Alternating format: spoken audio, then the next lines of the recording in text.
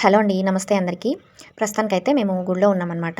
ఈ temple name వచ్చేటప్పటికి చోటానిక్కర్ temple అంటారండి ఇక్కడ. అసలు కేరళ వచ్చిన ప్రతి ఒక్కరు కూడా అయ్యప్ప స్వామి దర్శనానికైతే శబరిమల వస్తారు కదండీ!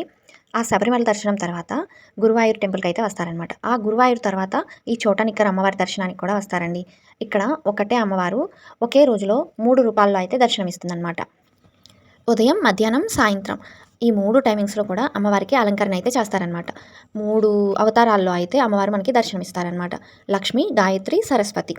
అసలు కన్నుల పండగలా అనిపిస్తుందండి. ఇక్కడ కేరళలో ఏ టెంపుల్‌లో మనం చూసినా సరే, అసలు ఎంత బాగా పూజలు చేస్తారంటే, అసలు అక్కడికెళ్ళిన తర్వాత మరి ఇంక మనకి ఎలాంటి ఆలోచన కూడా రాదండి. ప్రశాంతంగా అనిపిస్తుంది. ఆల్మోస్ట్ ఏ గుడిలోనైనా అంతే అనుకోండి. కేరళనే కాదు. ఇక్కడ మీరు వీడియోలో అబ్జర్వ్ చేస్తున్నట్లయితే చూస్తున్నారు కదండీ! వీళ్ళైతే ఔట్ ఆఫ్ కంట్రీ నుంచి కూడా వచ్చారు. అసలు ఎక్కడెక్కడి నుండో వస్తున్నారండి అమ్మవారిని దర్శించుకోవడానికైతే.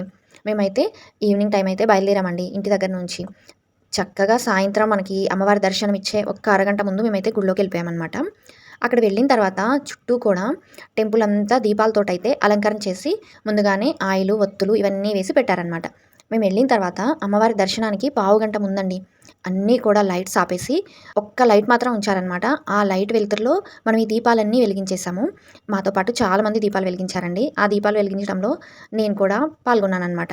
నాకైతే చాలా సంతోషం అనిపించింది.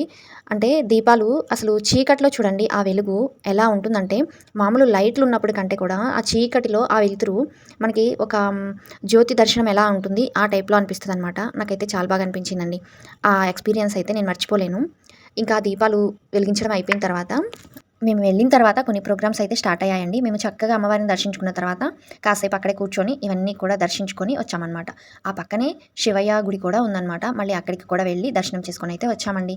ఇదంతా కూడా బయట వ్యూ. ఈ వీడియోలో అయితే ఇంతేనండి. వీడియో నచ్చింది అనుకుంటున్నాను. లైక్ చేయండి, షేర్ చేయండి, అలానే సబ్స్క్రైబ్ చేసుకోండి.